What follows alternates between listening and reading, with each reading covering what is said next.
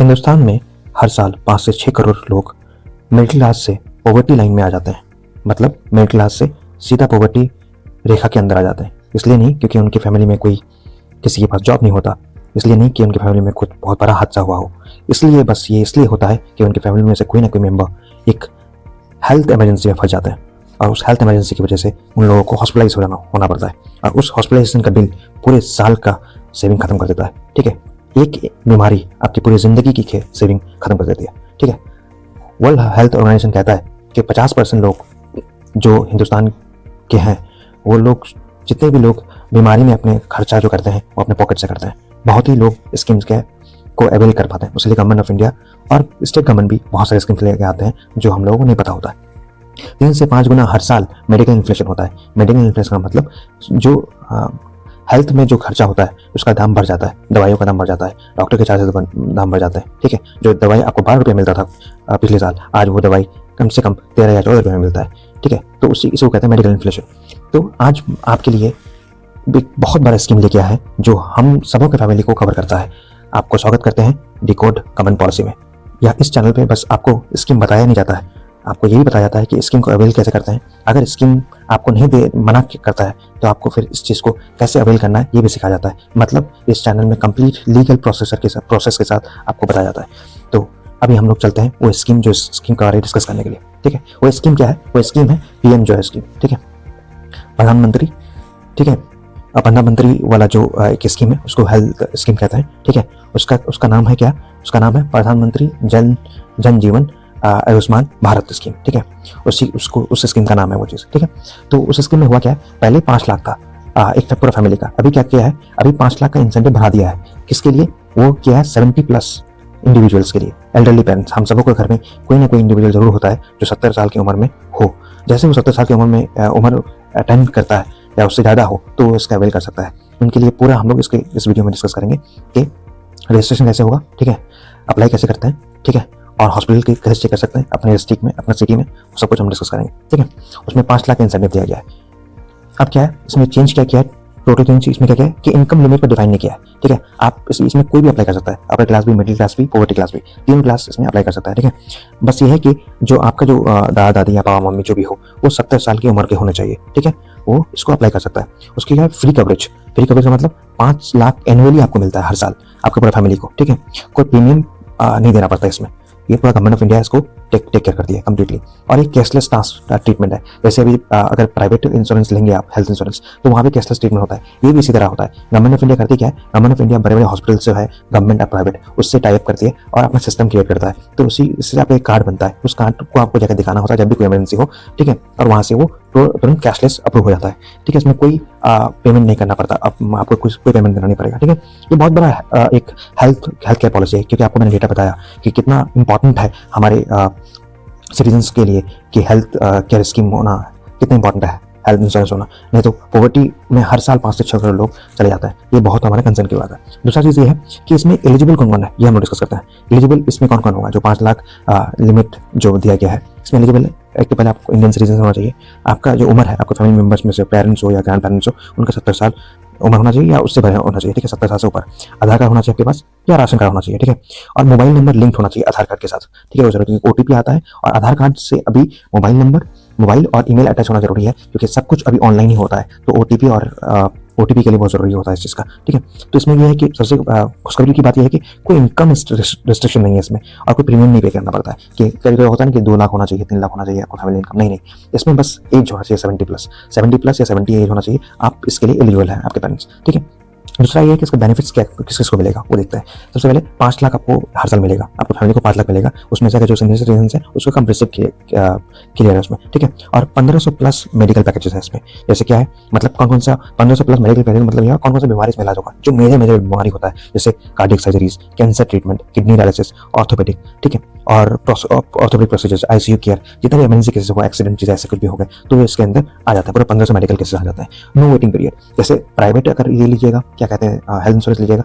उसमें 2 साल का वेटिंग पीरियड होता है। किसमें? आपका एग्जिस्टिंग बीमारी हो, अगर आपका इंश्योरेंस लेने से पहले कुछ भी बीमारी, किसी चीज़ का दवाई खाते हैं, उसकी वजह से अगर आप हॉस्पिटलाइज होते हैं तो आपका जो प्राइवेट हेल्थ इंश्योरेंस लेते हैं उसमें वो कवर नहीं हुआ। लेकिन गवर्नमेंट ऑफ इंडिया का जो पीएम जय का जो ये है स्कीम है, इसमें आप आपका वेटिंग पीरियड नहीं है। आपको कोई बीमारी हो, लेकिन बस ये है कि आपका एल्डरली पेरेंट्स का 70+ एज होना चाहिए या 70 होना चाहिए। उसके लिए तुरंत कुछ भी बीमारी हो तुरंत हॉस्पिटलाइज कीजिए और हम बताएंगे आगे कि कौन सा हॉस्पिटल करना है, कहाँ चेक करना है, कैसे चेक करना है। ठीक है, इसके लिए कोई वेटिंग पीरियड की जरूरत नहीं है। कंप्लीटली कैशलेस, मतलब आप वहाँ पे आपको जैसे वहाँ पे आप एमरजेंसी के लिए जाएंगे, जब आपका पेशेंट भर्ती होगा तो वहाँ पे ये पूरा कैशलेस सिस्टम है। अपना कार्ड, आपको कार्ड मिलेगा, ठीक है, एक कार्ड मिलेगा, उस कार्ड को आप दिखाइएगा, वो कार्ड वो लोग स्कैन करेगा, उसका सिस्टम है। गवर्नमेंट ऑफ इंडिया ऑलरेडी उस हॉस्पिटल के बैंक में पैसा डाल देती है 24 आवर्स के अंदर, ठीक है। और ये पूरा सब कुछ कैशलेस डिजिटली होता है। आपके पास एक आयुष्मान कार्ड रहेगा, ठीक है, ये पूरा आयुष्मान स्कीम है, ठीक है, उसमें कार्ड रहेगा। दूसरा चीज़ है कि सबसे पहले इंपॉर्टेंट डिटेल्स हम देख लेते हैं इस स्कीम का, क्या क्या इंपॉर्टेंट डिटेल्स है। देखिए, हॉस्पिटलाइजेशन सिर्फ इसमें कवर होता है, मतलब जब आप हॉस्पिटलाइज होंगे तभी, लेकिन ओपीडी नहीं, मतलब आपको डॉक्टर को दिखाने जा रहे हैं, ये इसमें कवर नहीं होगी। आप अगर हॉस्पिटलाइज डॉक्टर आपको आप जाते हैं इलाज कराने 70+ एल्डरली पेरेंट्स को लेकर के, और डॉक्टर वहाँ कहता है कि हॉस्पिटलाइजेशन करना पड़ेगा, तब ये स्कीम आपका तुरंत एप्लीकेबल होगा। आपको कार्ड दिखाना पड़ेगा वहाँ पर जाकर के, टीपीए में टीपीए सेक्शन होता है, और वहाँ पे जाकर के आप कार्ड दिखाइए और वहाँ से आपका अप्रूव हो जाएगा। तो फैमिली बेनिफिट, बेस्ट बेनिफिट है, 5 लाख कवरेज आपको पूरा फैमिली को मिलता है इस कार्ड में, ठीक है। लेकिन जो आपका जो ये एल्डरली पेरेंट्स है, उनका कोई इनकम लिमिट नहीं है कि इतना इनकम होना चाहिए, ये वहाँ से उसका एप्लीकेबल हो जाता है, ठीक है, पूरा फैमिली शेयर में। और जो इन पैनल्ड हॉस्पिटल्स हैं, मतलब वही हॉस्पिटल में जाना है, आपको पहले से पता कर लेना है, एक नॉलेज बेस रखना है कि आपके डिस्ट्रिक्ट और एरियाज, नियर बाई एरियाज जो 40-50-100 किलोमीटर के आसपास हो, उस हॉस्पिटल में कौन कौन सा हॉस्पिटल है जो आयुष्मान भारत जो है उस स्कीम को सपोर्ट करता है। तो उस हॉस्पिटल का लिस्ट आपके पास तुरंत पहले से होना चाहिए इमरजेंसी लिस्ट में, ताकि आप तुरंत अपना पेशेंट को ले जा सके, क्योंकि आपके पास आयुष्मान कार्ड है और वहाँ से आपका असिस्टेंट हो जाएगा। वैलिड डॉक्यूमेंट्स आपको चाहिए, क्या चाहिए? आधार कार्ड। आधार कार्ड हमेशा अपडेटेड होना चाहिए आपके एल्डरली पेरेंट्स का या पूरा फैमिली मेंबर का। ईमेल आईडी उसमें होना चाहिए, नंबर चलना चाहिए, नाम उम सब कुछ मैच होते रहना चाहिए, और जो बायोमेट्रिक्स है उसको भी चेक करते रहिएगा, ताकि आपको जब वहाँ पे जब रजिस्ट्रेशन करने जाना हो, क्योंकि इमरजेंसी में सब कुछ ख्याल नहीं होता, तो इसका ख्याल रखिएगा। दूसरा चीज़ होता है कि अब हम लोग देखते हैं कि अप्लाई कैसे करना है, वो भी सबसे पहले क्या करना है, आपको इस पोर्टल पे जाना है, ठीक है। ये वाला पोर्टल है, इसका लिंक है beneficiary.nhc.gov.in, ठीक है। उसके बाद मोबाइल वेरिफिकेशन करना है, ओटीपी डालना है, मोबाइल से आपका ओटीपी आएगा। उसके बाद स्टेट सेलेक्ट करना है आपका, ठीक है, कौन से स्टेट से है। उसके बाद आइडेंटिफिकेशन डालना है, आधार कार्ड है, राशन कार्ड है जो है वो डालना है, ठीक है। उसका एलिजिबिलिटी का पॉपअप आएगा आपके पास कि आप एलिजिबल है या नहीं है। एक आपका नाम के साथ एक डिस्प्ले बेनिफिशियरी का लिस्ट डिस्प्ले होगा, वहाँ पे आपको बता देगा आप एलिजिबल है। अगर आप एलिजिबल नहीं है, आपका रजिस्टर नहीं है, तो आपको रजिस्टर करने बोलेगा, ठीक है। अगर रजिस्टर हो चुका है तो आपको फिर EKYC करने बोलेगा, ठीक है। ओटीपी देना पड़ेगा आपको, वहाँ पे बायोमेट्रिक भी आपको अभी दिखाता हूँ कि कैसे क्या करना है, ठीक है। उसके बाद ऑफलाइन भी जा सकते हैं आप, CSC एक होता है, ठीक है, ठीक, कॉमन सर्विस सेंटर, वहाँ जाकर के आप करा सकते हैं ऑफलाइन। जैसे देखिए ये गई है वहाँ पे, तो वहाँ पे आप जाकर करा सकते हैं इस चीज़ को। अपना CSC लॉकेट कीजिए, गूगल से इजीली मिल जाता है, बस गूगल में लिखिए CSC सेंटर नियर बाई, तो आपको मिल जाएगा। गवर्नमेंट हॉस्पिटल में मिल सकता है। आयुष्मान मित्र बेस्ट भी होता है, ठीक है। जो हॉस्पिटल्स होते हैं ऑलरेडी, जो रजिस्टर्ड हॉस्पिटल होता है, वहाँ पे भी ऑलरेडी हॉस्पिटल्स में रजिस्ट्रेशन लिस्ट होता है, तो वहाँ पे भी जाके आप कर सकते हैं। ये सब लोकेशन में जो वहाँ के स्टाफ है वो EKYC वेरीफाई करता है, OTP और बायोमेट्रिक लेकर के, तो ये कर सकते हैं ऑफलाइन भी। तो ये जो ट्रीटमेंट का जो है ये कब जरूरत पड़ता है, ठीक है, ये इसका देखते हैं। सबसे पहले क्या करना पड़ता है आपको, जो मैंने बोला कि आपको एक लिस्ट तैयार कर लेना है कि आपके हॉस्पिटल, आपके एरिया है उसके आसपास कितने हॉस्पिटल्स हैं जो आयुष्मान को एक्सेप्ट करता है, ठीक है। आपको वेबसाइट पर दिखा दूंगा कैसे चेक करना है। तो ये लिंक है उसका, वहाँ जाना है आपको। उसके बाद आपको कार्ड दिखाना है, ठीक है, किस तरह ट्रीटमेंट आपको अवेल कर सकते हैं। आप अपना कार्ड दिखाने के, देखिए मैं आयुष्मान मेरे पास है, ये आप मेरा कार्ड देख लीजिए, ठीक है।